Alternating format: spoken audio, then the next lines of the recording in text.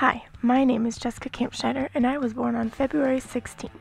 On this day in history, many remarkable events occurred, and I would like to tell you about them. In the year 374, the ninth perihelion passage of Halley's Comet was recorded. Halley's Comet, named after Edmund Halley, is a comet that can be seen every 75 to 76 years. It is the most famous of all periodic comets, even though in every century many comets appear brighter and more spectacular. Halley's Comet last appeared in the inner solar system in 1986 and will next appear in the summer of 2061. In 1857, Gallaudet College, the National Deaf-Mute College, was formed in Washington, D.C. Amos Kendall, a wealthy businessman who also had served as Postmaster General during 2 presidential administrations, donated 2 acres of his estate in northeast Washington, D.C. to establish housing and a school for 12 deaf and blind students. The following year, Kendall persuaded Congress to incorporate the new school, which was called the Columbia Institution for the Instruction of the Deaf and Dumb and Blind. Through an act of Congress in 1954, the name of the institution was changed to Gallaudet College, in honor of former college president Thomas Hopkins Gallaudet.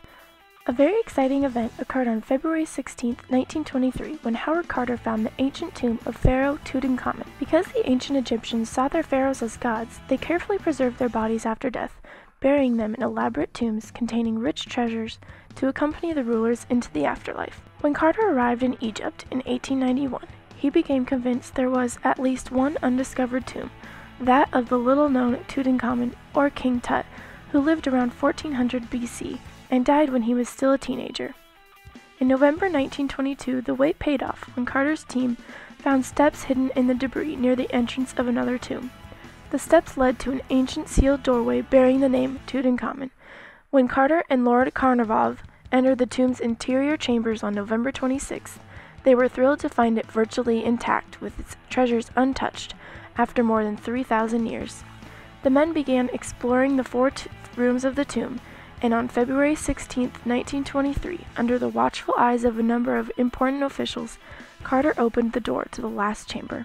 Inside lay a sarcophagus with 3 coffins nested inside one another. The last coffin, made of solid gold, contained the mummified body of King Tut. Among the riches found in the tomb, golden shrines, jewelry, statues, a chariot, the perfectly preserved mummy was the most valuable, as it was the first one ever to be discovered. In 1963, the Beatles topped British rock charts with Please Please Me. This was the Beatles' first single released in America. The Beatles couldn't get a major label to release it, so it went to a small label called Vee-Jay Records, who released it as a single 3 times. The Beatles performed this on their second Ed Sullivan Show appearance in 1964. In 1997, at age 25, Jeff Gordon became the youngest winner in Daytona 500 history.